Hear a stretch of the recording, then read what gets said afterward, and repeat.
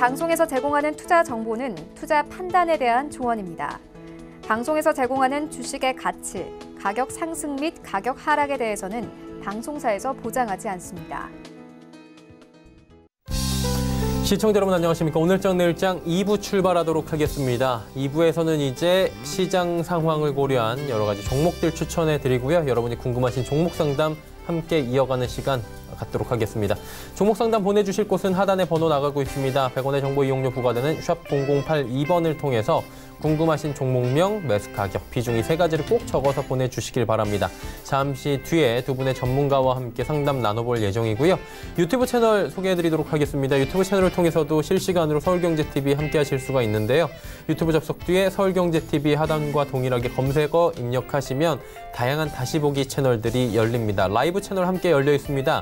클릭해서 들어오시면 TV 채널과 동일하게 시청 가능하니까요. 유튜브 채널도 많이 이용 부탁드리겠습니다.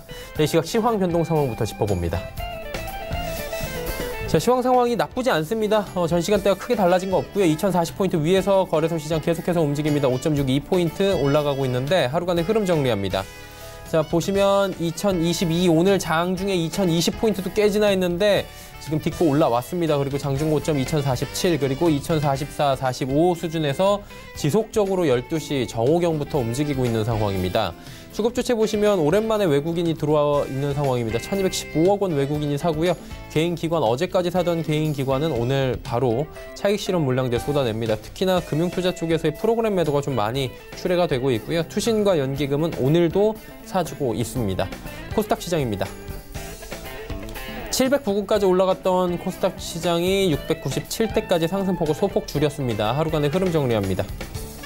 코스닥 같은 경우에도 장 초반보다 많이 좋아진 모습 포착이 되고요. 지금 709군까지 말씀드린 대로 올라갔다가 지금 살짝 상승폭이 둔화가 돼 있는 상황입니다.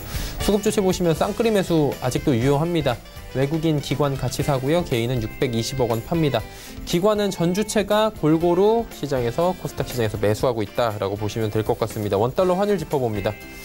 오늘 움직임이 좀 있습니다. 1원 90전 올라가면서 원화 약세 흐름 하루 만에 가져가고요. 1190원 다시 터치합니다.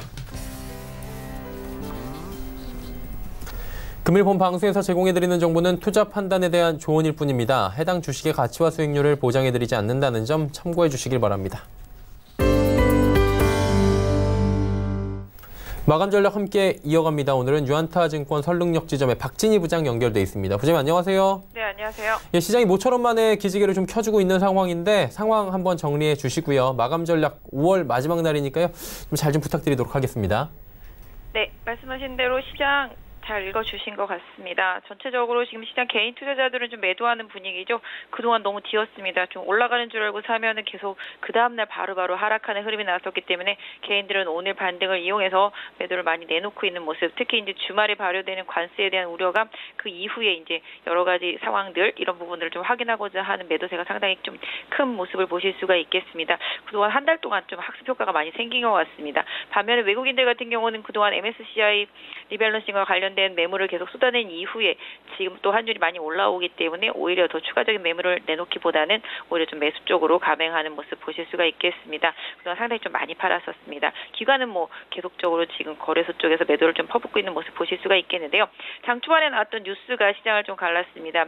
이란산 원유를 쓰는 나라에 대해서도 관세를 부과하거나 뭐 제재를 하겠다라는 내용들이 있었고요. 특히 강하게 나왔던 부분이 이제 멕시코 쪽 관세 5% 추가 부과하는 부분입니다. 멕시코 수입품에 대해서. 그러다 보니 장 초반부터 이제 현대차, 기아차 관련되어 있는 부품 업체들과 뭐 두 업체가 상당히 좀 많이 빠졌습니다.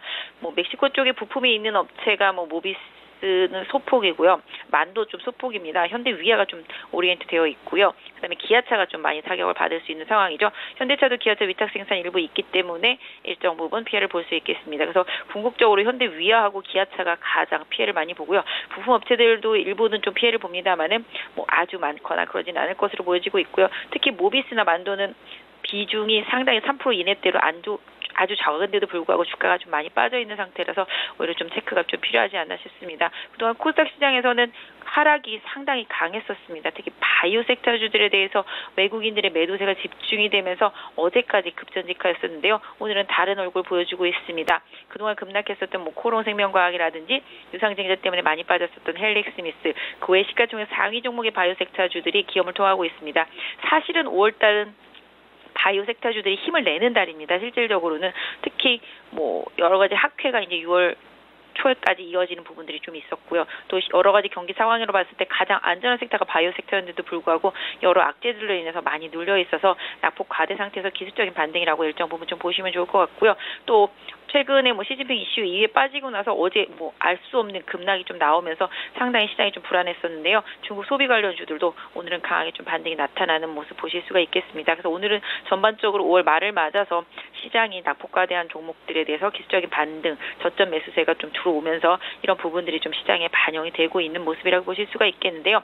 개인적으로는 당분간 좀 변동성은 있을 수 있다라고 볼 수 있겠습니다. 특히 이제 6월 둘째 주에 이제 옵션 만기 구간이랑 또 그때 딱 때마침 아시다시피 코스피 지수하고 코스닥 지수와 관련되어 있는 변경 상장되는 부분들, 그 지수 편입되는 종목들, 이런 부분들, 수급 부분들 좀 있을 수 있겠고요. 그 이후에는 또 6월 28일 그때 또 이제 아시다시피 G20 회담이 있습니다. 실질적으로 6월 이제 옵션 만기, 이제 쿼드러플 위치가 되겠습니다. 선물 옵션 동시 만기, 요걸 지나고 나면은 특별히 악재가 없는 한은 좀 수급이라든지 이런 부분에 있어서 부담되는 물량들이 좀 많이 줄어드는 구간이 G20 회담까지 좀 이어지겠죠. 그래서 시장도 그때까지는 기대감을 조금 키울 수 있기 때문에 오히려 6월 초 중순에 좀 시장의 변동성을 보인다라면은 6월 말까지 약간 시장이 좀 좋은 흐름을 유지할 수 있는 부분들을 좀 잘 활용하시는 투자 전략을 좀 짜시는 게 좋을 것 같고요.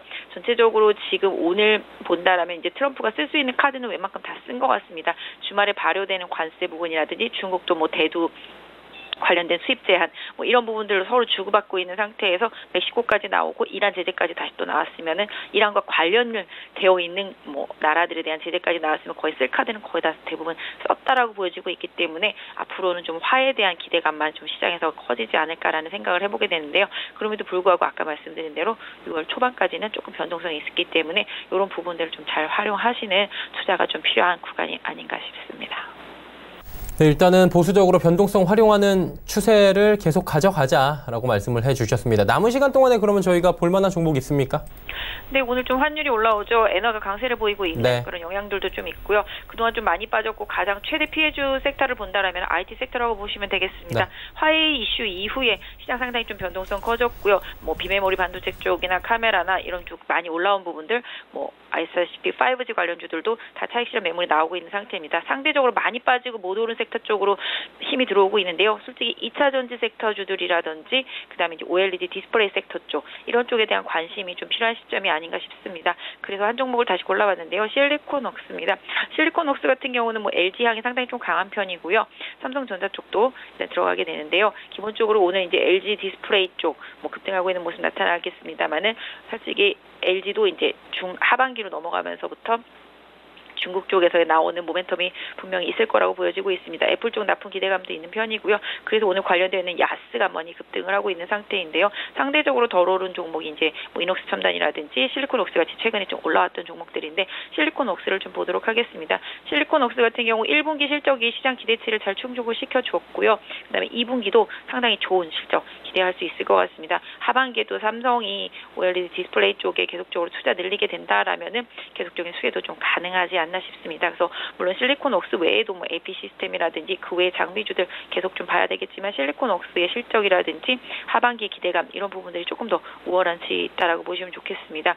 최근에 외국인들은 계속 매도를 하고 있는 모습이고요. 최근에 기관들은 저점 매수에 나선 모습 보실 수가 있겠습니다. 오늘 21선 돌파한 상태라서 살짝 눌림목을 좀 한번 기다려보도록 하겠습니다. 일단 오늘 아침에 4만 원대 초반까지 밀렸을 때가 정말 하늘이 주신 기회였을 거라고 저는 생각을 하고 있는데요. 일단 추가적으로 밀리게 된다라면 4만 2천 원 정도에서 매수를 해보시는 전략 어떨까 싶고요. 일단은 그 가격에 매수하게 된다라면은 약 한 4만 원 정도에다가 손절선을 짧게 긋도록 하겠습니다. 목표가는 기본적으로 지금 60일선이 있는 4만 5천 원 강하게 돌파하게 된다라면은 약 5만 원 부근까지 보도록 하겠습니다. 네, 알겠습니다. 실리콘웍스에 대한 이야기 들어봤습니다. 오늘 말씀 여기까지 듣겠습니다. 고맙습니다. 네, 감사합니다. 유한타증권 설릉역지점의 박진희 부장과 함께했습니다.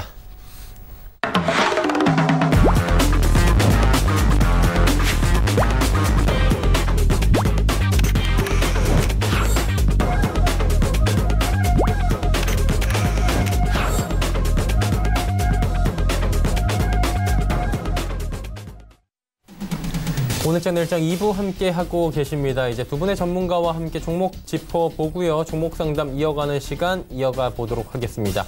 함께 하시는 분들 소개해드립니다. 마태투자그룹의 주마태 대표 샘플러스의 이가람 전문위원입니다. 어서 오세요. 안녕하십니까. 안녕하세요. 예, 주 대표님부터 바로 출발하도록 하겠습니다. 어떤 종목부터 갈까요? 네, 오로라부터 소개하도록 하겠습니다. 네. 네, 오로라라는 종목 잘 아시는 캐릭터 완구, 제조, 판매 전문 회사입니다. 또 핑크퐁의 아기 상어가 빌보드 차트에 오르면서 관련 상품들이 큰 인기를 끌었었죠. 오로라 이 종목은 바로 아기 상어 캐릭터 인형과 완구 등을 개발해 생산하는 기업입니다. 1분기 연결 영업이익이 전년 대비 18.5% 증가한 51억을 기록했는데요. 이런 분위기라면 200억의 영업이익도 가능한 수준입니다. 근데 시가총액이 1,300억이니까 굉장히 저평가됐다는 것을 알 수가 있죠. 미국 완구 시장에서 브랜드 인지도 2위를 기록하고 있는 회사입니다. 또 아이들이 좋아하는 신비 아파트 관련 매출액이 2017년 50억 원에서 올해 230억 원으로 4배 이상 증가할 것으로 전망하고 있습니다.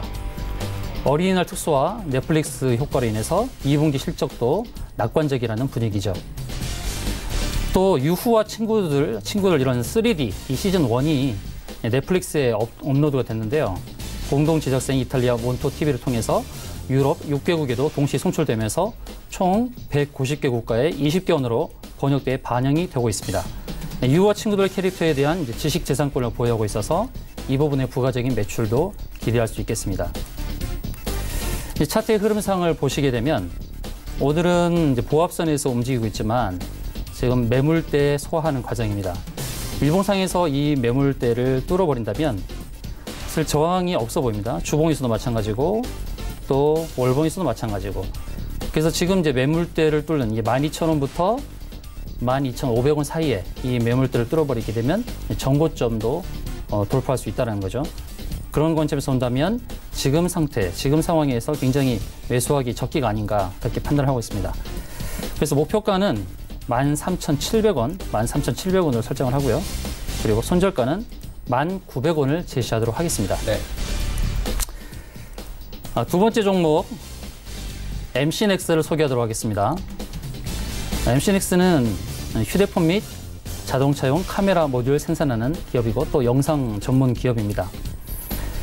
근데 이 회사가 이제 플래그십 모델부터 중저가형 모델까지 스마트폰의 멀티 카메라, 듀얼, 트리플, 쿼드러플 이렇게 이제 멀티 카메라라고 하는데요. 이 멀티 카메라 채택률이 높아지면서 카메라 모듈 수요가 증가하고 있습니다. 그리고 차량용 카메라 모듈 부분은 베트남으로 이전을 했는데요. 이 부분에서 이제 수익성 개선이 나올 것이 긍정적이고요. 그리고 카메라 수요에 있어서는 이제 고화소 또 초소형화로 가고 있는데요. 이 부분에 대한 카메라 모듈을 생산하는 이 부분에 대해서 수익성이 좀 늘어날 것으로 기대를 할 수 있습니다. 그리고 자동차 정장용에 들어가는 미러리스라든지 AVM 또 ADAS라는 이런 전장용 카메라 영역도 확대가 되고 있죠. 그리고 최근에 이제 미국에서 화웨이를 제재하는 가운데서 스마트폰 시장 점유율 확대로 반사 이익을 기대해 볼 수 있겠습니다. 이제 중국을 제외한 유럽, 아시아 시장에서는 화웨이 스마트폰 환불 요청과 중고 스마트폰 매물이 급증하고 있는데요. 영국, 일본, 대만 등 통신사들에서 화웨이 신제품 판매를 중단하거나 연기하고 있는 상황이죠. 이런 상황이라면 소비자가 이런 우려를 감수하면서까지 화웨이 스마트폰을 구매할 이유가 없다고 봅니다. 그런 부분 때문에 반사 이익을 거둘 수 있다 이렇게 보고 있습니다. 그래서 MC넥스의 이제 차트를 보시면 23,700원대까지 상승을 하고 이제 약간의 조정을 주고 있는 지금 그런 흐름입니다. 조정의 끝자락은 이제 21,000원 또는 28,000원까지 그 선까지의 조정이 나올 수 있지만 이러한 매출의 증대, 실적의 증대, 그리고 카메라 모듈에 대한 성장성을 감안한다면 이 종목은 지금이 굉장히 저가 매수할 수 있는 기회가 아닌가 그렇게 보고 있습니다. 실적은 올해뿐만 아니라 내년이나 내후년까지 기대하는 바도 굉장히 크거든요. 그리고 시가총액 부문도 굉장히 저평가되어 있음을 알 수 있습니다. 영업이익은 급증을 하고 있고요. 그래서 21,000원대는 다시 볼 수 없는 가격대일 수도 있어요. 그래서 21,000원 또는 21,000원을 하회하는 28,000원 사이에 적절하게 이제 매수를 권유를 드리고요. 목표가는 24,000원으로 설정하겠습니다. 그리고 손절가는 18,700원. 목표가는 24,000원, 손절가는 18,700원을 꼭 기억하시고 대응하시면 되겠습니다. 네. 세 번째 종목 에코프로를 소개하도록 하겠습니다. 이 동사의 경우는 이제 2차 전지 소재와 환경 소재 생산 영위하는 기업인데요. 시장 환경 및 정부의 친환경 정책과 함께 올해 연간으로 이제 우호적인 실적을 달성한 전망입니다. 1분기 매출액은 전년 동기에 비해서 53% 증가한 1,960억 원의 매출, 그리고 영업이익은 59%가 증가한 163억 원을 기록을 했습니다. 전기차용 전지재료 성장세에 비해서 주가는 현재 이제 저평가된 상황인데요. 2분기 들어서는 전기차용 재료로 하이니켈 제품에 대한 수요가 점점 더 확대되는 분위기입니다. 그래서 2차 전지 재료 부분이 연간 매출 규모 8천억을 전망을 하고 있습니다. 작년 총 매출이 이 부분에서 6,694억이었거든요. 20% 이상 늘어날 것으로 기대하고 있습니다. 또 에코프로 본업이라고 할 수 있는 환경 부문 매출액 많지는 않지만 이제 157억 원이 발생을 하고 있는데요. 마이크로웨이브 시스템을 이용한 미세먼지 저감 부문 매출액이 500억 원대로 개선이 됐고, 이 부분에서 이제 환경 부문 관련해서 매출이 계속 늘어날 것으로 전망되고 있고요. 미세먼지 정원 장치는 계속해서 또 관련 산업에서의 수요가 증대되는 상황이죠. 또 산업 현장에서 발생하는 이 미세먼지 원인 물질, 휘발성 유기 화합물을 기존 방식 대비 30% 이상 효율적으로 처리하는 마이크로웨이브를 이용한 VOC 저감 장치를 세계 최초로 개발해서 지금 상용화하고 있습니다. 정부의 미세먼지 대책 시행에 따라서 이제 미세먼지 유발 산업군으로부터 국내 수주가 하반기로 갈수록 가시화될 가능성이 높다고 판단됩니다. 2차 전지 소재 부분에서의 1, 2, 4분기 또 3, 4분기의 실적 증대, 또 3, 4분기로 갈수록 이 환경 부문을 관련해서 또 수주가 늘어나는 이런 구조를 갖고 있다고 볼 수 있겠죠. 또 케미컬 필터를 또 생산하고 있는데요. 이 케미컬 필터는 이제 반도체 라인에 존재하는 각종 유해 물질을 제거하는 필터인데요. 제품 수율 향상 그리고 작업자 건강에 기여하는 필터라고 할 수 있겠습니다. 차트를 보시면서 좀 말씀을 드리겠는데요. 에코프로는 최근에 주가 하락이 깊었습니다. 이렇게 실적이 증대하고 또 앞으로 3, 4분기, 4, 4분기에 갈수록 미세먼지 관련한 그런 환경 관련한 매출이 늘어날 수 있는 그런 상황인데 지금 주가 바닥에 와 있죠. 그렇기 때문에 지금 23,000원에서 5,000원 사이에 이 사이에서는 적절한 매수 권유를 할 수 있습니다. 그리고 바닥에서부터 이제 고개를 쳐들고 있는 일봉상의 흐름 이렇게 보신다 그러면 앞으로 기대해 볼 수 있겠고, 주봉에서 보게 되면 현저하게 저평가된 이 바닥 구간을 확인할 수가 있죠. 그래서 여기서부터의 그 반등을 기대할 수 있는데 25,000원 선에서는 적절한 매수로 대응하시는 게 어떨까 이렇게 말씀을 드릴 수 있겠고요. 목표가는 27,900원, 27,900원, 손절가는 22,700원을 제시하도록 하겠습니다.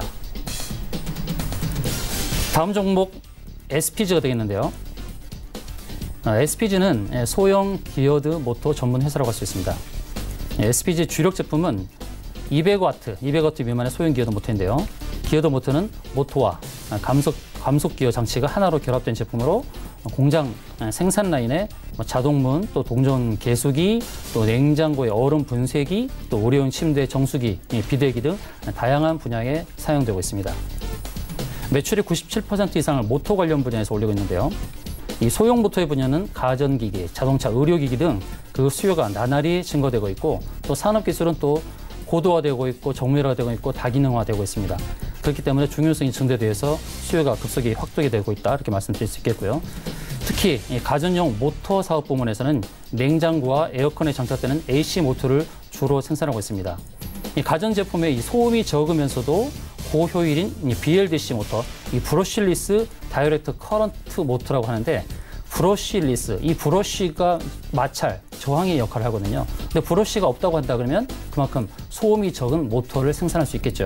그래서 이 부분에서 매출을 기대해 볼 수가 있습니다. 그리고 또 빨리 찾아온 이 폭염 부분 때문에 냉장고라든지 에어컨의 수요가 늘어나고 있다는 그 소식인데, 그 부분에 있어서 이제 AC 모터가 많이 판매가 증대가 될 수 있다 이렇게 기대할 수 있겠습니다. 또 그뿐만 아니라 미세먼지로 인해서 공기청정기 모터도 이렇게 계속 매출이 늘어나고 있기 때문에 미세먼지로 인한 모터, 또 냉장고와 에어컨에 관련된 AC 모터 이 부분에서의 매출을 기대해 볼 수 있겠죠. 또 또 한편으로는 이제 스마트 팩토리 시장에 로봇 적용되는 감속기 매출 또한 증대가 되고 있다고 합니다. 공장 자동화 등으로 스마트 팩토리 시장이 성장하는 환경 하에서 로봇에 적용되는 SH 감속기 등의 개발이 완료되어서 양산 준비 중이고 하반기부터 매출이 발생할 것으로 기대가 되고 있습니다. 차트를 보시면서 좀 설명을 드릴 텐데요. SPG는 최근에 10,000원을 넘어서 1,900원까지 상승을 했었고 또 주가 지수가 이제 하락하는 바람에 덩달아서 하락을 했지만 이제 하방 경직성의 움직임을 보여주고 있습니다. 그래서 7,900원대 또는 8,000원대 사이에서의 지금 하락 지지를 받는다 그러면 지금 주봉에서 본다 그러면 이제 지지를 이제 주봉 120주선에서의 지지를 잘 밟고 있는 모습 확인할 수 있거든요. 지금은 매수로 7,900에서 8,000원 사이에서 매수를 하신다 그러면 목표가는 9,200원, 손절가는 6,900원을 잡고 대응하시면 되겠습니다. 손절가 6,900원을 꼭 기억해 주시기 바랍니다. 5번째 종목 한익스프레스가 되겠습니다. 한익스프레스는 이제 하나그룹 계열사로서 육상 화물 운송 업체인데요. 이제 새벽 배송과 관련해서 최근에 이제 지금 운송이 계속 많이 늘어나고 있는데 2015년에 마켓 컬리에서 새벽 배송을 시작할 당시 시장 규모가 100억 원에 불과했지만 올해는 4천억 원 규모로 40배 이상 성장할 것으로 예상이 됩니다. 업계에서는 홈쇼핑 업체의 새벽 배송 참여로 시장 규모의 지속적인 확대를 예상하고 있습니다. 새벽 배송이 늘어나면 물류 배송 업체들이 수혜를 볼 것으로 예상되며 동사도 수혜를 입을 수 있다고 봅니다. 한익스프레스는 이제 생활 소비재 물류 서비스를 하고 있고 양곡류, 공산품 등 다양한 상품의 보관 물류 서비스도 제공을 하고 있습니다. 냉장, 냉동 등 특수화물 운송 서비스도 진행을 하고 있죠. 또 동사는 563억 규모의 물류 창고를 이제 새로 짓고 있고요. 투자 금액이 바로 무려 자기 자본 대비 89%에 해당하는 금액이라고 할 수 있겠습니다. 그래서 창고가 지어지는 게 이제 내년 6월 30일까지로 이제 예상이 되고 있는데요.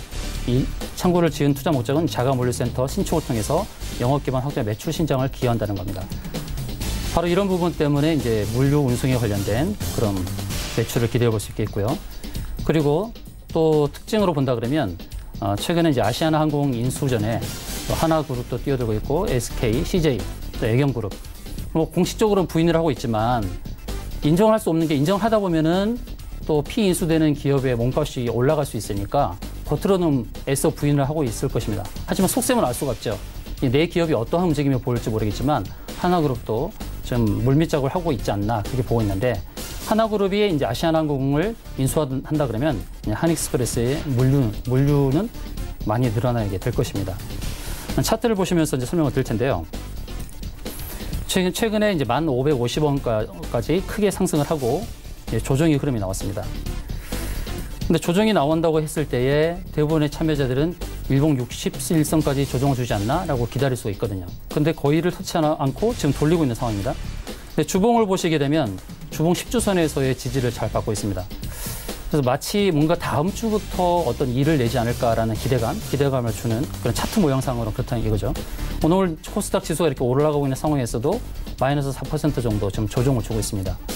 이런 상황에서 뭐 다음 주를 좀 기대해 볼 수 있지 않을까. 다음 주뿐만 아니라 뭔가 2주, 3주 또 한 달 동안 좀 뭔가 큰 상승을 기대해 볼 수 있지 않을까 그런 생각을 갖고 있는데요. 6,900원대니까 적절한 매수 기회를 주고 있다 이렇게 보고 있고요. 목표가는 9,000원, 손절가는 6,300원을 제시하도록 하겠습니다. 네, 한익스프레스까지 5종목에 대한 가격 전략들 상세히 들어봤습니다. 이제 이가람 전문위원 바로 만나보도록 하겠습니다. 어떤 종목부터 출발할까요? 네, 첫 번째로 아남전자를 말씀드리도록 하겠습니다. 네. 아남전자 뭐 다들 아시는 것처럼 오디오 전문 생산 업체고요. 해외 바이오한테 ODM 방식으로 해서 직접 판매를 하고 있는 업체가 되겠습니다. 최근에 이슈를 보게 되면 삼성과 구두 관련해서 커넥티드 카의 수혜주로 꼽히기도 하고요. 또 최근에 뭐 직전에 나왔던 뉴스를 보게 돼도 피아트 클라이스라는 회사가 있습니다. 이탈리아하고 미국이 합작 설립을 회사가 되겠는데 이 회사하고 르노가 합병을 할 것이다라는 뉴스가 올라오기도 했는데요. 이에 따른 수혜주를 받을 것이다라고 또 얘기가 나오고 있습니다. 이 이유가 하만의 제조사에 또 따른 이제 ODM과 이제 OEM 방식으로 납품을 하고 있는데 이 하만이 피아트 클라이스하고 구글이 함께 커넥티드카 생태계 구축을 위한 온 오프라인 보드에서 이제 유 커넥티드 시스템 서비스를 이제 올 하반기부터 시작을 할 예정인데, 또 이 피아트 클라이스 같은 경우에는 2022년까지 모든 자사 차량에 하만의 자동차용 IoT, 그러니까 사물 인터넷 이제 클라우드 서비스인 하만 이그나이트 시스템 플랫폼을 적용을 할 예정이라고 합니다. 이에 따른 수혜도 받을 수 있겠고요. 이미 하만에서 발생되는 매출의 비용이 매출 전체 규모의 20%에 달하고 있다는 점에서 다시 한 번 더 주목을 해봐야 될 필요가 있는 종목이 되겠습니다. 그럼 아남전자 한번 차트를 통해서 차트가 어떤 모습을 보여주고 있는지 말씀을 드려보도록 할 텐데요. 차트 보시는 것처럼 이전에 한번 이슈가 나오면서 큰 산을 만든 모습입니다. 하지만 요 상승이 나왔던 시작점인 2,800원을 이탈시키지 않고 다시 한 번 더 뉴스가 나타나면서 이슈로 상승세가 이어지고 있기 때문에 손절가 2,800원이 이탈하지 않은 상황에서 보유를 하시면서 목표가는 3,400원을 말씀을 드리도록 하겠습니다. 네, 두 번째 종목은 한일단조입니다. 이 한일단조 다들 아시는 테지만 자동차뿐만 아니라 방산 쪽으로 해서 이제 전문적으로 제조를 하는 업체가 되겠는데요. 최근 들어서 이제 미국과 이란 쪽에서 관련 리스크들이 굉장히 많이 부각이 되고 있습니다. 그래서 미국 행정부가 사우디한테 사우디뿐만 아니라 중동 지역의 9조 원대의 미국 무기에 대한 판매도 나타났었고요.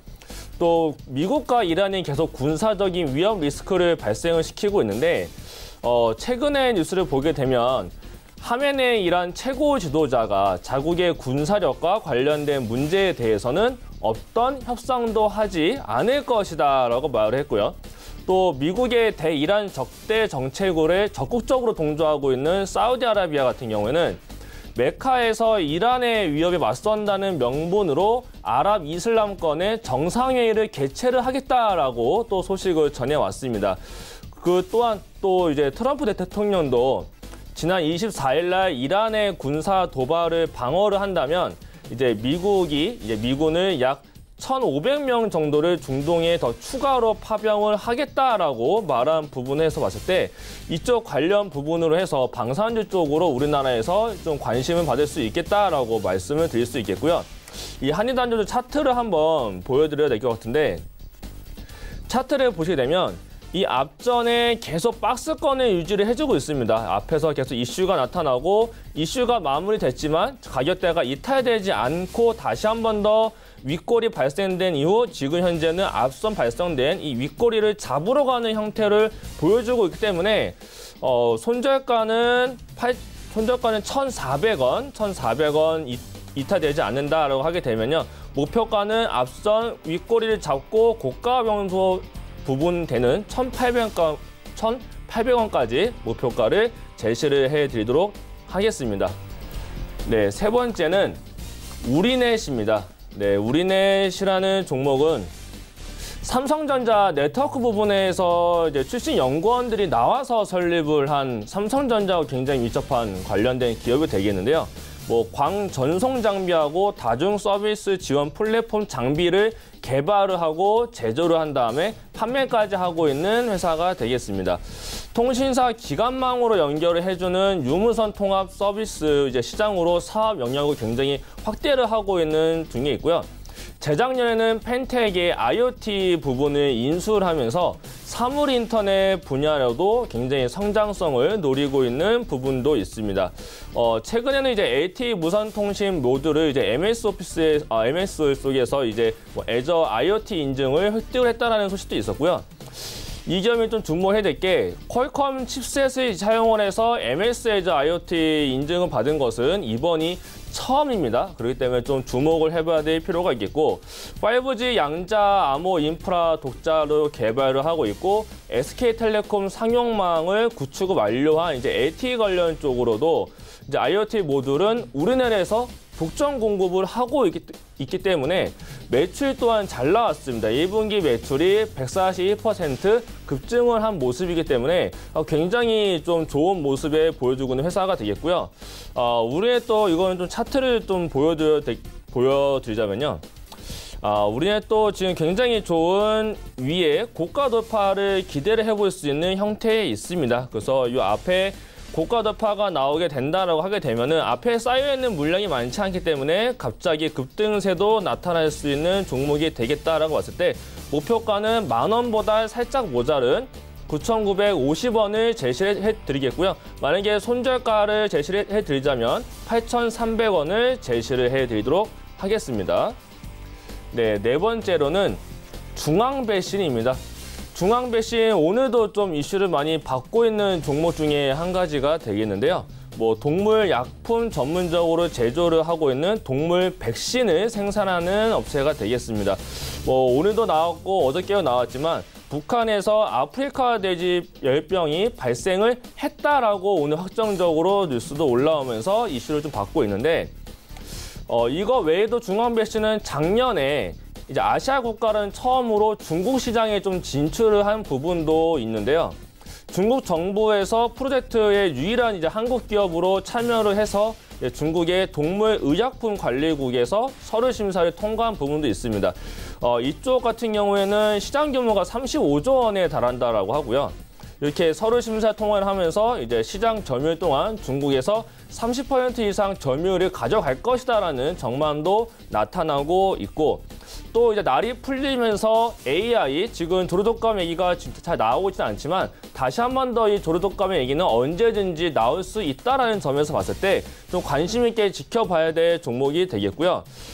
중앙배신은 그냥 차트에 보지 않고 그냥 매매 전략만 말씀을 드리자면 목표가는 23,000원, 손절가는 19,000원을 제시를 해드리도록 하겠습니다. 네, 이제 마지막으로 다섯 번째는 바이넥스라는 종목을 소개를 해드리겠습니다. 바이넥스는 바이오 의약품 생산을 대행해서 하는 이제 CDMO라고 해서 이제 바이오 의약품을 위탁 생산하고 개발하고요. 바이오 분석을 하는 사업을 하는 회사가 되겠는데 바이오 시밀러 생산이 가능한 생물산업기술신용화센터를 운영도 하고 있고요. 그리고 생산 설비가 없는 대기업과 바이오 업체들한테 바이오 시밀러 생산도 담당을 하고 있는 회사가 되겠습니다.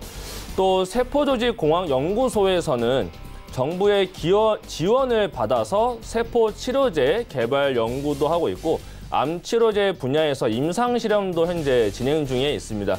그리고 오늘 올라온 뉴스 중에 하나가 이제 중국에서 쯔원제약하고 바이오 의약품에 관련된 합작 법인을 설립을 하겠다라고 해서 중국과도 이제 엮이게 된 회사가 되기 때문에 좀 집중해 볼 필요가 있겠고요. 또 실적이 1분기 연결 영업이익이 15억으로 나타나면서 흑자 전환이 됐다라는 부분에 있어서도 앞으로 좀 성장성이 있겠다라고 말씀을 드릴 수 있겠습니다. 그리고 수급을 본다라고 했을 때도 최근에 기관이 현재 연속적으로 매수세를 보여주고 있습니다. 그래서 기관에서 많이 사주고 있는 기업이기 때문에 우리 모두 좀 관심 있게 두고 봐도 되겠다라고 말씀을 드리겠고요.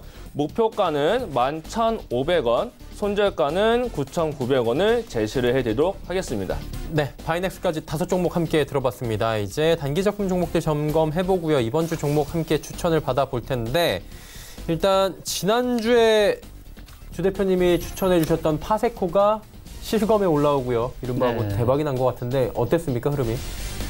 금요일 날 이제 종가 기준으로 이제 추천을 드렸던 종목인데 일단 목표가는 넘어섰어요. 예. 넘어섰고 이제 60% 이상까지 상승했다가 이제 좀 조정이 나오는 흐름인데요. 어떻게 이제 접근해야 될 것이냐 그게 중요하죠. 지금부터 만약에 매수하셨던 분들은 이제 익절을 하셨던 게 좋았을 거고 그럼 지금 조정 단계인데 어디까지 조정이 나올 것인가?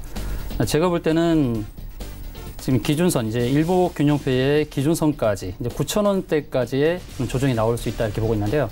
중요한 건 이거죠. 지금 폭염과 관련해서 너무 때이른 폭염이 왔다 이거죠. 근데 지금 팔리는 것이 에어서큘레이터 또 선풍기뿐만 아니라 지금 잘 팔리는 게 창문형 에어컨이란 말이죠. 근데 실외기가 필요 없다 이거죠.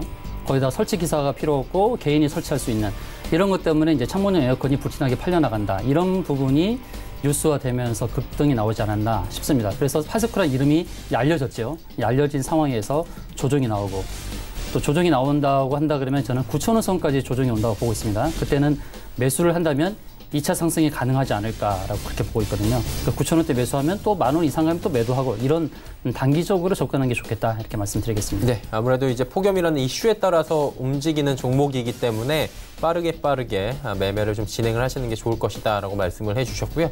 이번 주는 어떤 종목을 기대해 볼까요? 네, 5개 종목 중에서 이제 한익스프레스를 소개하고 싶은데요. 예.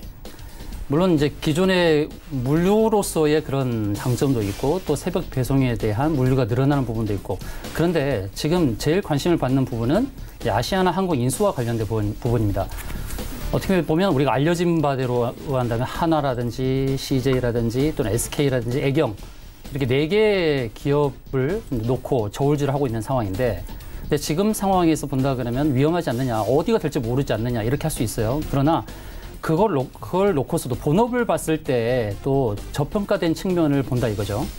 어떻게 보면은 시가총액 또 매출액이 5천억이 넘는 상황이고 영업이익이 100억 가까이 되는 회사, 시가총액이 뭐 600억, 700억 사실 저평가된 상황이죠.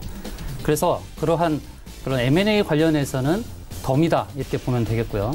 만약에 하나그룹이 인수한다 그러면 물류는 폭발적으로 늘어나겠죠. 뭐 2배가 아니라 서너 배가 확 늘어난다 그렇게 보고 있거든요.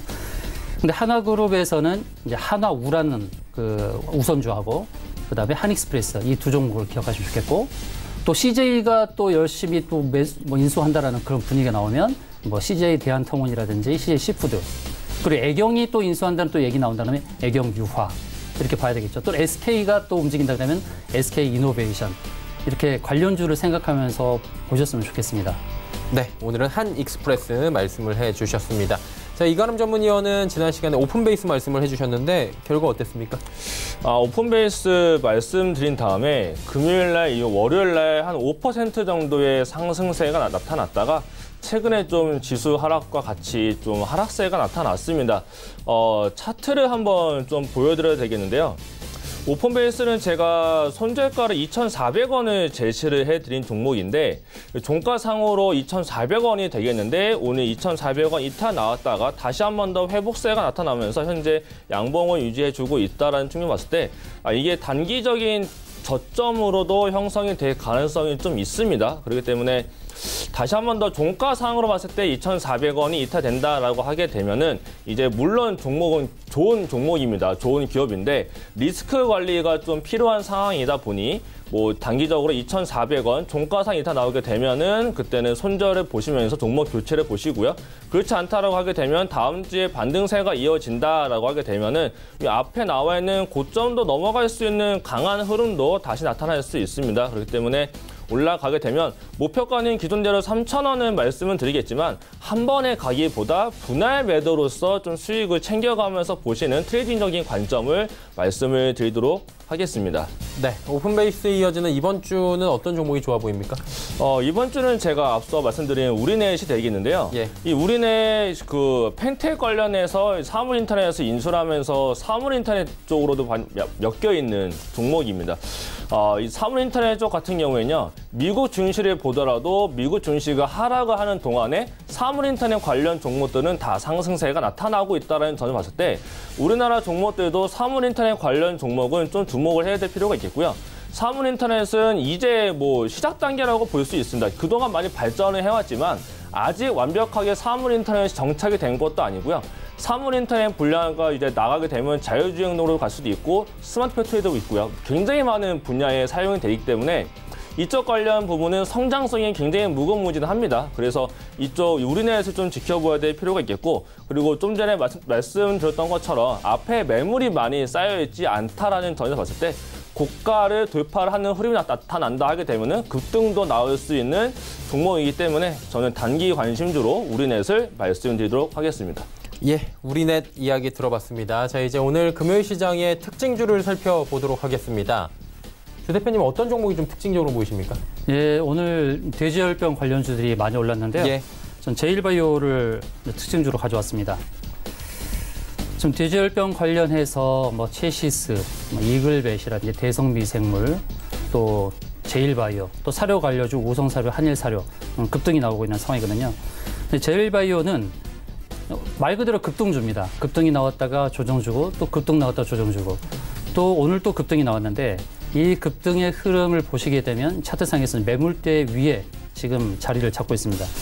매물대 위에 자리 잡으면 또 다음 주 초에도 추가 상승이 나올 수가 있겠습니다. 그래서 다음 주 초에 월요일 날 또 한 번에 급등이 나온다면 그때는 이제 정리하시는 게 좋겠죠. 대지열병 관련 이슈가 또 주말이다 보니까 또 계속해서 언론상에 나올 수가 있거든요. 북한에서 발생한 돼지열병 관련 이슈입니다. 그렇기 때문에 다음 주 초까지 영향을 줄 수 있다. 그렇지만은 단기적으로만 보시라 이렇게 말씀드리겠습니다. 네, 알겠습니다. 테마에 지금 얽혀 있다 보니까 단기적으로만 좀 접근을 해보자라고 말씀해 주셨고요. 이가람 전문위원은 어떤 종목이 좀 특징적으로 보십니까? 네, 오늘 저도 같은 업종을 좀 봤는데요. 저도 예. 똑같이 이제 돼지 열병과 관련되어 있는 종목입니다. 저는 대성 미생물을 좀 관심 있게 지켜봤는데 대성 미생물이 좀 하락세에서 있다가 좀 오늘 좀 떠서 시작을 했지만 큰 흐름이 안 나왔다가 중간에 이제 그러니까 동물용 의약품을 150여 개 가지고 있는 회사이기 때문에 이쪽 관련주로 해서 방역 제품을 상장사 중에 가장 많이 보유하고 있는 회사다라고 이슈를 받으면서 상승세가 나온 종목입니다. 그래서 앞서 말씀하신 것처럼 주말 동안에 분명히 또 북한 관련해서 우리나라로 넘어오는 것이 아니냐라는 그 불안감을 조성하는 뉴스들이 많이 나올 겁니다. 그래서 월요일도 분명히 이쪽 관련 종목들의 상승세가 나타날 것이다라고는 보여지는데 장기적으로 끌고 가기보다 저도 같은 관점입니다. 트레이딩 관점으로 해서 상승세가 나타난다라고 하게 되면은 분할 매도로서 보는 관점을 말씀을 드리도록 하겠고요. 그래서 다음 주도 일단은 다음 초까지는 이쪽 관련주를 봐야 되지 않을까라고 말씀을 드리도록 하겠습니다. 두 분 다 이제 정리를 해보자면 돼지 열병 관련해서 지금 테마 이슈로 올라가고 있긴 한데 이 부분이 뭐 매출이나 이익으로 연결될 수 있는 부분이 아니기 때문에 단기적으로 올라온 부분에 대해서는 빠르게 좀 대응을 할 필요성이 있다라고 정리를 해주셨습니다. 종목 상담 이제 바로 이어가 보도록 하겠습니다. 첫 번째 종목은 2350번님의 서진 시스템입니다. 25,600원의 비중 30%. 최근에 저희가 종목 상담을 하다 보면 그 섹터별로 가장 각광을 받는 섹터들이 많이 와요. 5G가 진짜 많이 오고요. 서진 시스템도 마찬가지로 5G죠? 네, 맞습니다. 뭐 서진 시스템 이제 진단을 해보도록 하겠는데 예. 5G 관련주 대표적 뭐 KMW라든지 OE솔루션은 잘 알고 계실 거예요. 동종목도 이제 5G 관련주로서 각광을 받고 있는데 29,600원까지 상승하고 지금 25,000원대까지 조정을 주고 있죠. 25,600원 매수가가 그렇게 나쁜 매수가는 아니라고 봅니다. 지금 조정을 보고 있는 자리에서 이제 지지 라인을 구축을 하는 과정이죠. 그럼 어디서 지지를 받을 것이냐? 그걸 지금 지지를 찾아가는 과정이다. 이렇게 보시면 되겠죠. 일봉상에서 보시게 되면은 지금 25,000원에서 조금 더 아래로 볼 수도 있는데 이제 주봉상에서 보시게 되면은 지금 23,800원, 또 23,700원에서 24,000원 사이까지도 조정이 올 수 있습니다. 그러면 25,600원 이미 1차 매수로 하셨던 거 놔두시고 또 24,000원을 하회하면 그때 또 2차 분할 매수가 들어가야겠죠. 동종목의 경우는 계속해서 뭐 매출이라든지 영업이익이 증가하는 종목입니다. 한번 살펴드릴게요. 보시면 작년도에 영업이익이 369억, 근데 올해는 575억을 예상하고 있습니다. 1분기에는 벌써 155억의 영업이익을 발표를 했고요. 또 내년에는 760억, 내후년은 1,000억. 이렇게 기하급수적으로 영업이익이 증가하는 이런 회사입니다. 근데 시가총액이 4,500억이죠. 그렇다고 한다면 적정평가는 얼마일까요? 이게 조 단위 회사도 갈 수 있어요. 시가총액 부분에서. 근데 급격하게 갈 수 없으니 상승하고 조정 주고 상승하고 조정하고 이런 패턴으로 간다 이거죠. 그러니까 1차 매수 25,600원은 좀 부담이 없습니다. 그래서 24,000원을 하회하면 2차 분할로 매수하시고 또 전고점 29,000원을 돌파하는 과정이면 또 매도했다가 또 조정적인 매수하고 이렇게 해서 트레이딩 관점에서 또는 중기로 스윙으로 이렇게 적절하게 보유하면서 매도하는 그런 전략으로 임하시면 되겠습니다. 네, 5G라는 그런 업황의 특성상 매출이 지금 늘어나는 초입 단계에 있다. 그러므로 어느 정도의 계단식 하락이 왔을 때는 매수의 시점으로 다시 한번 봐도 된다라고 긍정적인 코멘트 남겨주셨고요. 다음 종목 이어갑니다. 인트론바이오 종목이고 9248번님께서 32,200원의 비중을 10% 이거 손절해야 되나라고 여쭤보셨습니다. 어떻게 손절을 해야 됩니까? 이가람 위원님? 근데 사실 인트론바이오가 지금 상황에서 상담을 좀 정확하게 해드릴 수 없는 부분이 한 가지가 있는데요. 뭐 일단은 뭐 기업에 대해서만 간단히 말씀을 드리자면 작년에 그러니까 기술에 대한 수출이 나타나면서 굉장히 좋은 상승세가 한번 나타났었고요. 그 다음에 뭐 슈퍼박테리아 치료도 하고 있고 동물용 이제 항생제 대체를 하는 이제 뭐 유전자 시약 사업도 하고 있는 회사인데 최근에 무상증자가 한번 있었습니다. 무상증자가 있으면서 주가가 좀 수정이 됐는데 차트를 좀 이거는 봐야 되겠는데 자 차트를 보시면요. 지금 단가가 3만 원이라고 말씀을 주셨어요. 3만 원인데 이거를 수정하지 않고 그냥 본다라고 하게 되면 3만 원이 요 위에거든요. 요 위에인데 보통 무상증자를 받게 되면 어떤 식으로 들어오냐면 무상증자는 이제 가격이 없이 그냥 들어옵니다. 계좌에 그냥 들어오기 때문에 단가가 3만 원이라고 하셔서 이거는 아마 요 고가에서 사지 않았으면 요 앞부분에 있는 3만 원이라는 얘기이기 때문에 만약에 이렇다라고 하게 되면은 수정 주가로 봤을 때 사실 큰 차이가 안 납니다. 지금 요런 자리이기 때문에 18,000원에서 19,000원 사이이실 것 같은데 18,000원에서 19,000원 사이다라고 하게 되면은 분명히 이제 본전 이상으로 올라갈 수 있는 흐름이기 때문에 18,000원 위에서는 매도를 보시는 전략을 말씀드릴 수 있겠고요. 만약에 추가 매수를 했다거나 안 그러면은 지금 3만 원 가격, 진짜 이 가격이다라고 뭐 말씀을 하시는 거라고 하게 되면은 이 종목은 여기까지 올라가긴 좀 상당히 힘듭니다. 그래서 또 올라간다라고 해도 엄청난 시간이 걸리기 때문에 역시나 18,000원에서 2만 원 사이가 올라오게 되면은 종목을 정리를 하고 종목을 교체를 해서 리스크 관리를 하시는 전략을 말씀드리도록 하겠습니다. 네. 인트론 바이오에 대한 종목 상담 남겨주셨고요. 다음 종목 바로 또 이어가 보도록 하겠습니다. 이번 종목은 3042번님의 파워넷 5,900원의 비중은 20%다라고 짚어주셨습니다. 어떻게 할까요? 네, 동사는 이제 전원장치 관련주인데 5,900원이면 약간 고점에서 매수를 한 것으로 보여집니다. 파워넷은 이제 아이즈 비전 이런 인수와 관련했고 또 최대 주주로 이제 올랐었습니다. 단기 이벤트는 어느 정도 마무리가 됐습니다. 그런데 지금 어떻게 보면 5,200원 선, 이 선에서 어떻게 움직이느냐 그게 중요한데요. 5,000원을 하회하면은 손절로 대응하시면 좋겠고요. 만약 5,000원을 하회하지 않고 재차 상승으로 가닥을 잡는다면 다시 또 정고점이 7,000원을 도전할 수 있다 이렇게 볼 수 있습니다. 주봉상에서는 이제 구름층에 이제 가로막히는 흐름이지만 5,000원을 깨지 않고 상승으로 전환을 했을 때 조금 전에 정고점을 한 번 더 터치할 수 있다고 말씀드렸는데요. 그렇게 된다 그러면 7,100원에서도 매도가 가능합니다. 제가 제시해드린 손절가 5,000원을 꼭 기억하시면서 그 5,000원을 하회하지 않고 재차 상승으로 돌렸을 때는 정고점을 돌파한 7,100원 선에서 매도가 가능하다 기억하시고 대응하시면 되겠습니다.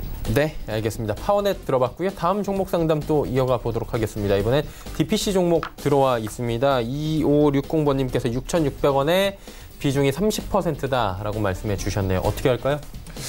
사실 DPC라는 종목은 기업만 놓고 봤을 때 사실 올라갈 만한 이유는 없는데 그동안 왜 올라갔을까에 대한 부분을 말씀드리자면 방탄소년단에 관련되어서 올라갔다라는 부분이에요. 그래서 자회사인 스틱 인베스트먼트가 빅히트 엔터테인먼트사에 투자를 하고 있기 때문에 이 점이 부각이 돼서 올라갔던 부분이 되겠는데요. 그거 외에 어떤 재료가 있나라고 살펴보게 되면은 자, 이렇게 뉴스창에다가 DPC를 이제 특징이라고 적게 되면요. 보통은 다른 뉴스가 좀 나와야 됩니다. 이게 왜 올라가는지를 그동안의 과거에 대한 자료를 보여주는 건데 DPC는 특징이라고 쳐보면 다 방탄소년단 외에는 상승의 이유가 나오지 않았다라는 점을 봤을 때 DPC는 방탄소년단 말고는 상승의 이유가 없었던 종목이다라는 측면에서 봤을 때요. 6,600원 단가면은 좀 리스크 관리가 좀 필요하지 않을까라고 생각을 해볼 수 있겠고요. 만약에 이거를 장기 보유를 하고 싶다라고 하시게 되면은 방탄소년단이 다시 한 번 더 다음 앨범이나 아니면 지금 활동하고 있는 과정 속에서 어떠한 이슈가 좀 크게 나타난다라고 하게 되면은 물론 다시는 올라갈 수 있겠지만 그렇지 않다라고 하게 되면 좀 리스크 관리가 좀 필요한 부분이 되겠는데요. 일단은 지금 현재 보시는 것처럼 앞부분에 거래량이 나타나면서 양봉이 나왔었고 오늘 또 다시 한 번 더 양봉이 나오지만 앞에 나와 있는 물량을 제대로 소화를 해내지 못하고 있는 모습도 있습니다. 그래서 6,600원 단가이긴 한데 이 앞전에서 나왔던 저가 부근인 5,320원이니까 한 5,300원 5,300원 이탈을 다시 한 번 더 하게 되면은 이건 손절로서의 대응을 보셔야 될 것 같고요.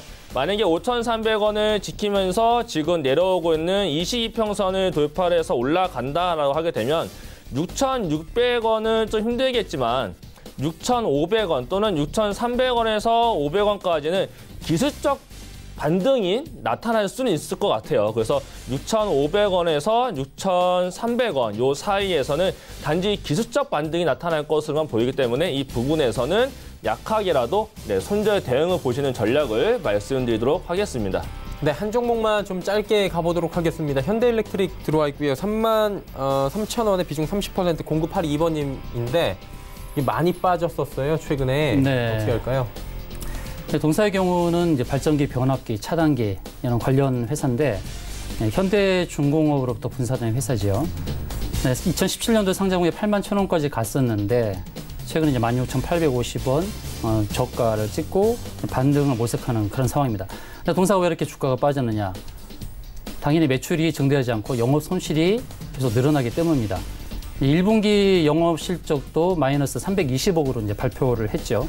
그리고 회사는 이제 비상 경영 체제를 가동하고 있고 또 직원들도 이제 정리해고를 하고 있는 그런 상황입니다. 그런 관점에서 본다 그러면 빨리 잘 탈출하는 게 중요하다 이렇게 말씀을 드릴 수 있고요. 전저점이 16,850원을 하회하면 더 위험해지겠죠. 근데 반등이 나왔을 때 목표가 2만 원 근처, 그러니까 19,900원부터 2만 원 사이에 온다 그러면은 일단 정리하시는 게 좋겠습니다. 이렇게 매출도 지지부진하고 또 에너지 정책에 따라 기조가 흔들리는 그런 회사거든요. 조심스럽게 접근해야 되고 업황이 개선되는 또 실적이 증대되는 기업, 또 5G 관련주, 또 멀티카메라 모듈 관련주 그런 종목이 훨씬 낫지 않겠습니까? 그래서 잘 탈출하시는 방향으로 대응하시는 게 좋겠습니다. 예, 알겠습니다. 자, 이제 마감 지수 정리하도록 하겠습니다. 코스피부터 만나보도록 하죠. 코스피가 2040선이 살짝 무너지면서 나오는데 지금 뒷심 부족하네요. 지금 0.5포인트밖에 상승폭이 없습니다. 다 반납을 하고 있는 모습입니다. 하루간의 흐름 정리합니다. 자, 보시면 2047포인트 장중 고점 찍고 계속해서 2040 위에서 잘 움직이던 지수가 3시 10분 이후부터 급격하게 지금 상승폭을 축소하고 있는 모습입니다. 물론 하락 전환을 한 것도 아니고 어떠한 문제가 생긴 것은 아니지만 그나마 반등에 성공했던 시장이 지금 상승폭을 반납을 했다는 부분이 조금 답답한 모습을 보여주고 있는데 수급 주체 확인해 보도록 하죠. 외국인만 여전히 사줍니다. 1,239억 원. 그리고 기관 쪽에서 파는데 기관의 매도 물량 금융투자가 무려 2,336억 원을 쏟아내고 있습니다. 개인도 315억 원 팔고요. 시총 상위주들 살펴봅니다. 삼성전자, SK하이닉스 하락 반전했네요. 이 두 종목 빠지면서 일단은 시장도 부담이 되고 있는 상황이고 현대차는 오히려 낙폭을 줄였습니다. 셀트리온은 상승 흐름 여전히 가져갑니다. 6위부터 10위 종목들입니다. LG화학 올라가고 있고요. 나머지 종목 보합폭은 하락입니다. 다음 살펴보도록 하죠. 코스닥 시장 역시 상승폭이 조금 둔화가 됐습니다. 여전히 1%대긴 한데 700 가까이 올라갔던 지수가 좀 밀립니다. 다음 살펴보도록 하죠. 하루간의 흐름 정리해보시면 687부터 700 부근까지 올라갔던 시장이 역시나 고점 찍고 조금씩 상승폭 둔화됩니다. 수급 주체 만나보면 여전히 쌍끌림에선 유효합니다. 기관 외국인 같이 사고요. 개인은 757억 원 팔고 기관의 전주체가 삽니다. 시총 상위주들의 흐름입니다. 오늘 좋은 흐름은 여전히 가져갔는데 상승폭들이 좀 줄어들었습니다. 전체적으로 1위부터 5위 종목 모두 올라가고요. 낙폭이 가장 컸던 헬릭스미스 오늘 반등은 가장 크게 나오지만 그동안 빠진 것들이 워낙에 컸습니다. 6위부터 10위 종목들 마지막으로 정리합니다. 자, 휴젤만 보합권으로 내려왔고요. 나머지 종목들 모두 다 상승 흐름 가져가는 가운데 코스닥 시장 시총 1위부터 10위까지 하락 종목 없이 5월의 마지막 거래일 마무리하는 분위기입니다.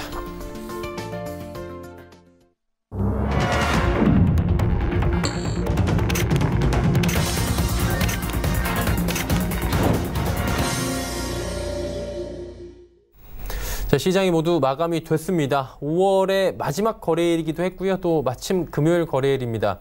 그리고 마지막에 갑자기 쉽지 않은 모습들이 좀 나왔는데 시장 어떻게 보셨는지 궁금하네요.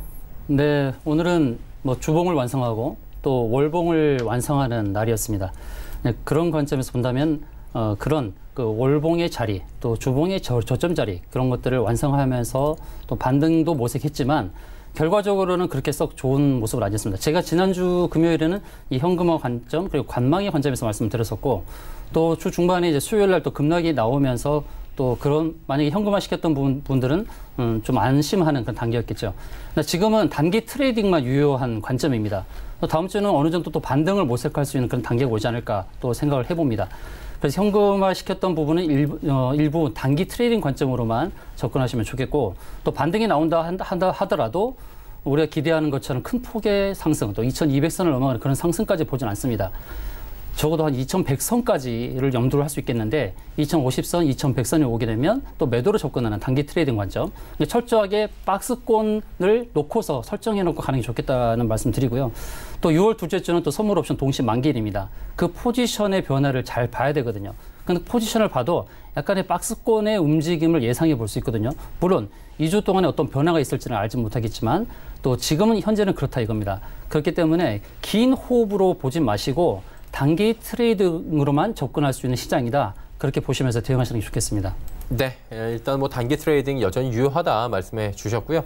이가람 위원님도 정리해 주시면서 6월 달 이제 새로 시작이 되잖아요. 어떤 전망들이 필요할지 뭐 살짝 언급을 해주셔도 좋을 것 같은데요. 앞서서 제가 할 얘기들을 다 하셔가지고 네, 뭐 따로 별다르게 크게 할 얘기는 없지만 일단은 G20에서 이제 뭐 미국 중국의 시진핑하고 미국의 트럼프 대통령이 만날 것이다라는 얘기가 오늘 나왔습니다. 하지만은 협상에 타결 가능성은 낮다라는 얘기도 같이 나왔는데요. 그렇기 때문에 이쪽에 관련되어 있는 부분이 분명히 분위기는 완화를 시키긴 할 겁니다. 하지만 다시 한 번 더 G20이 열리기 전에 다시 한 번 더 또 불확실성을 나타낼 것으로 예상이 되고 있으니까요. 6월 달도 분명히 박스 장세로의 모습은 보여줄 겁니다. 그래서 저가 매수를 하고 올라오면 매도를 하는 그런 전략을 보신다면 충분히 수익을 낼 수 있는 관점을 말씀드릴 수 있겠고요. 하지만 굉장히 큰 상승세를 뭐 예상을 해보면 좋겠지만 굉장히 큰 상승보다 계속 말씀을 드리고 있는 트레이딩 관점으로 해서 강한 종목, 뭐 이슈에 따른 종목을 보시는 방법과 또는 하반기에 성장성이 있는 종목들이 분명히 있습니다. 그런 종목을 찾으셔가지고 그 성장성 있는 종목들은 저가 매수로서 분할 관점을 보신다면 하반기에는 좀 큰 수익을 낼 수 있지 않을까라고 말씀을 드리도록 하겠습니다. 네, 알겠습니다. 두 분과 함께 오늘 긴 시간 이야기 나눠봤습니다. 마태투자그룹의 주마태 대표, 샘플러스의 이가람 전문위원이었습니다. 고맙습니다. 감사합니다. 지수 정리합니다. 코스피부터 만나보도록 하죠. 코스피 지수가 현재 0.14% 올라가면서 다행입니다. 2040포인트 위에서 거래 마감됐습니다. 코스닥 살펴봅니다. 코스닥이 1.04% 올라가 주면서 696.47포인트에 거래 마감했고요. 원달러 환율 짚어보도록 하겠습니다. 1원 70전 올라가면서 1190원 50전에 거래 마감했습니다. 김동섭의 마켓뷰 바로 이어드립니다.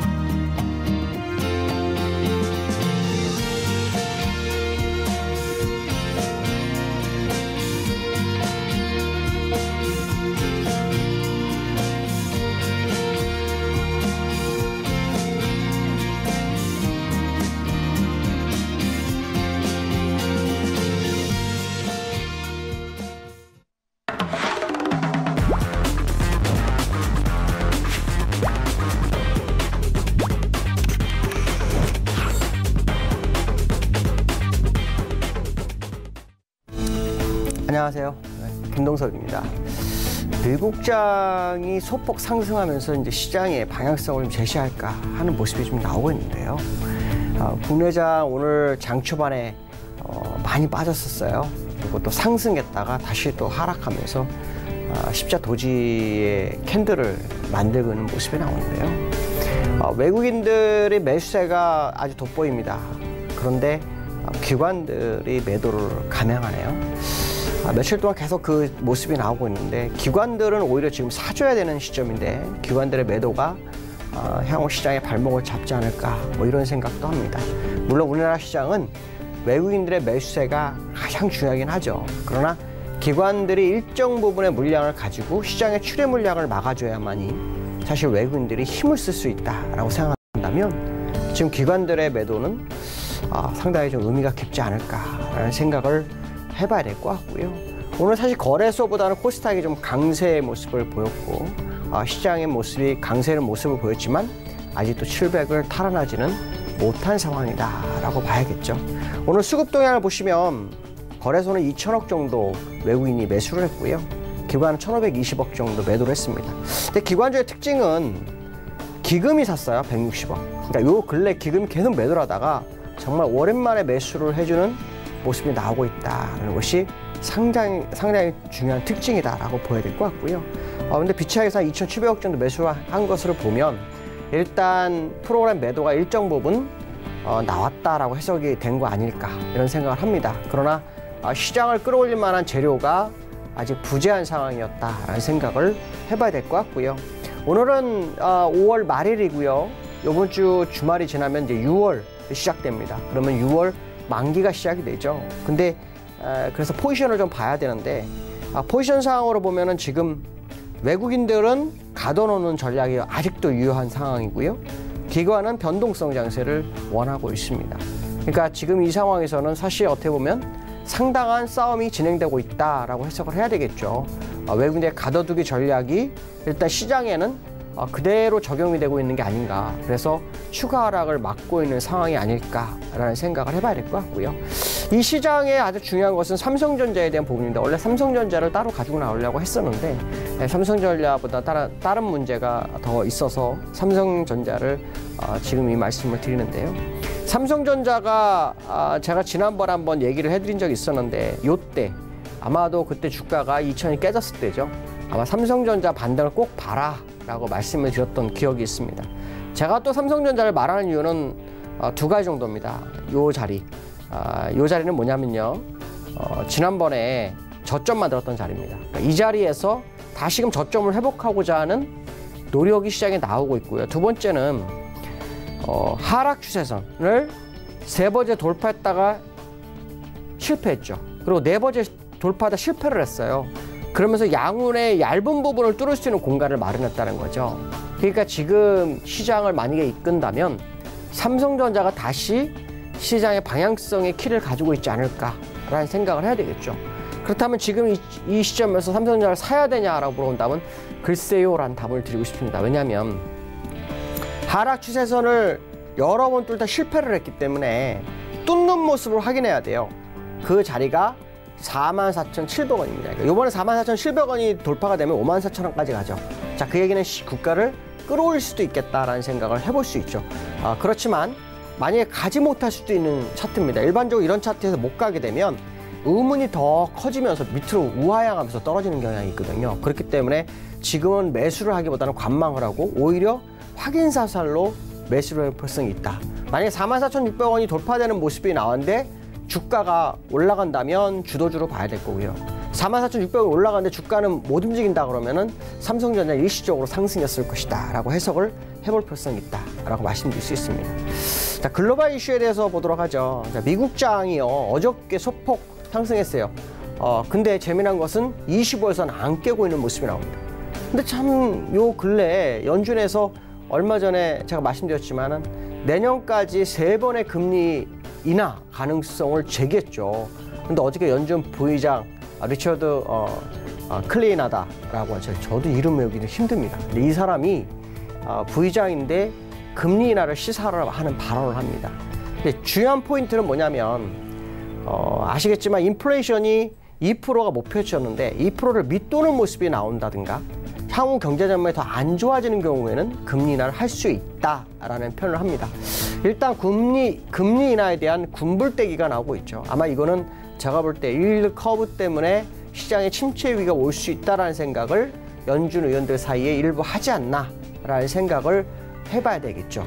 근데 이걸 가지고 또 우리는 해석을 여러 가지를 해볼 수 있습니다. 경기 침체 우려에 대한 부분도 있지만 아시겠지만 미국 정부에서는 금리 인하를 계속해서 압박했었던 그런 모습이 있다는 거죠. 그거에 대한 굴복이냐, 또 이것도 한번 해석해 볼 수 있는데요. 사실 제가 이 시장에서 금리 인하가 맞을까에 대하냐고 저한테 개인적으로 물어본다면 저는 아닐 거다라는 생각을 합니다. 왜냐하면 일단 지표가 급격하게 하락하는 모습은 나오지 않고 있어요. 무역 전쟁을 진행하고 있지만 실업률이나 인플레이션은 견조합니다. 투자도 견조한 상황에 있는 것이 미국인데요. 여기서 금리 인하를 한다? 도대체 이해할 수 없습니다. 물론 일드 커브가 역전이 벌어지고 있기 때문에 급격한 주가의 하락이 온다면 방어적 차원에서 할 수는 있죠. 근데 제가 우려하는 것은 이겁니다. 주가가요, 제가 멀리 한번 볼게요. 주가를 보시면 6,460포인트, 그러니까 2009년도 1월 달에 여기까지 갔거든요. 그러고 난 다음에요, 2009년부터 지금까지 10년 동안 거의 쉬지 않고 올라왔어요. 거의. 이런 상승 쉽지가 않죠. 10년 올랐습니다. 그러면 이거를 삼성전자라고 보면 옛날에 1996년도에 25,000원짜리가 2018년 되면 300만 원까지 가는 그런 상황까지 나와요. 그거하고 똑같은 거거든요. 그럼 주가가 이 정도까지 올랐는데 여기서 만약에 지금처럼 흔들리면서 금리 인하를 했어요. 근데 주가는 만약에 버티다가 금리 인하했을 때 버티다가 금리 인하가 소진되고 주가가 확 밀려버리면 어떻게 될까요? 감당이 안 되는 겁니다. 미국 시장이. 무슨 말이냐면 대응책이 없어요. 그걸 연준이 모를까요? 분명히 알고 있습니다. 그렇다면 결국 연준의 금리 인하는 시장의 하락을 더디게 하기 위한 전략적 행보였다. 특히 중국에서 대두를 1,000만 톤 정도로 수입하기로 했던 거를 안 한다고 하죠. 이런 부분들이 미국 시장을 흔들 걸 대비한 연준의 립 서비스가 아닐까라는 생각을 해봐야 될 것 같습니다. 만약 여기서 금리 인하를 했다? 그럼 주가가 폭등을 할까요? 절대 그렇지 않습니다. 오히려 시장은 불안하게 생각하죠. 지금 상황에서는 절대 안 좋은 상황으로 갈 겁니다. 그렇다면 금리 인하 카드는 어떻게 보면 시장의 하락을 막기 위한 전략 정도의 행보였다 정도로 해석하는 게 맞지 않을까 이렇게 말씀드릴 수 있고요. 두 번째는 오늘 우리나라 금통위를 했어요. 금통위를 했는데 소수 의견이 나오네요. 조동철 의원이 소수 의견 금리 인하를 얘기합니다. 그래서 소수 의견이 우리나라는 나오면 예전에는 이랬어요. 금리 인하의 소수 의견이 나오면 2달 안에 금리 인하를 했습니다. 금리 인상의 소수 의견이 나오면 2달 안에 금리 인상을 했습니다. 이게 항상 우리나라의 패턴이었거든요. 근데 얼마 전에 금리 인상을 해야 한다라는 소수 의견이 2번 연장으로 나왔는데도 불구하고 금리 인상 못했어요. 오히려 지금은 금리 인하로 바뀐 상황이죠. 그럼 지금 금리 인하를 할까요? 쉽지 않습니다. 왜냐하면 대출 규제 같은 게 풀려야지만 진짜 시장에 돈이 돌아요. 그렇지 않을 경우에는 기업만 돈을 쟁여놓는 상황이 발생할 수 있죠. 미국이 처음에 금리 인하할 때 기업들이 투자를 안 하고 돈만 가지고 있는 상황까지 갔었죠. 그러한 상황이 나올 수도 있지 않을까라는 생각을 해봐야 됩니다. 그렇기 때문에 금리 인하는 오늘의 금리 인하는 어떻게 보면 상당히 잘 시장에 대응한 것이 아닐까 정도로 해석하는 게 좋지 않을까 생각이 듭니다. 왜냐하면 그렇지 않아도 상승세력이 없는데 할 것만 같은 깜빡이를 켜줌으로 인해서 시장의 기대 심리는 만들어낼 수 있거든요. 그러니까 이 부분이 아마 시장에는 도움이 되지 않았을까라는 생각이 듭니다. 그러나 금리 인하를 하기 위해서는 몇 가지 전제 조건이 있어야 한다 그랬죠.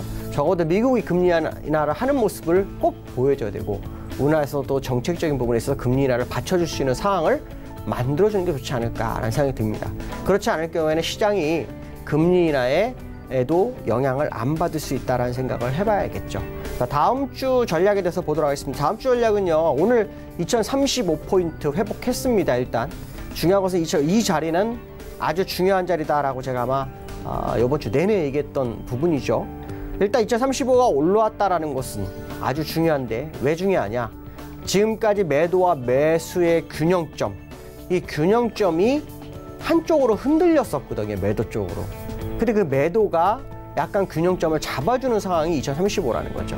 여기서 외국인들이 급격한 매도를 하던가 아니면 원달러가 1,200원을 뚫어버린다든가 이런 경우를 제외하고는 여기서 상당한 싸움을 할 소지가 굉장히 크다라는 생각을 해봐야 될 것 같습니다. 자, 그 얘기는 일단은 시장이 견뎌낼 수 있는 부분이 나온다. 그러나 기관들의 매수세가 꼭 좀 나와야 될 거다라고 말씀드리고 싶습니다. 기관이 시장을 이끌어주는 게 중요한 게 아니라 기관이 물량을 받아줌으로 인해서 앞에서 말씀한 것처럼 주가가 상승할 때 나올 수 있는 매물들을 미리 흡수해 놓아야지 아주 가볍게 움직입니다. 그 상황이 연출되는지를 꼭 확인해야 되지 않을까 이렇게 말씀드릴 수 있을 것 같습니다. 오늘 여기까지 하겠습니다. 감사합니다.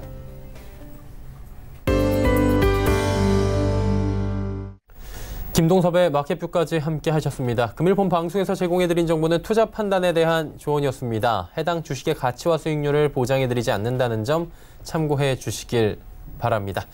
자, 주말에는 한 주간의 종목 하이라이트가 이어집니다. 한 주 굉장히 힘들었는데요. 보시면서 한 주 마무리 그리고 새로운 6월의 전략들 함께 세워보시면 좋을 것 같습니다. 저희가 준비한 소식은 여기까지입니다. 5월의 마무리 행복한 6월 맞이하시길 바랍니다. 고맙습니다.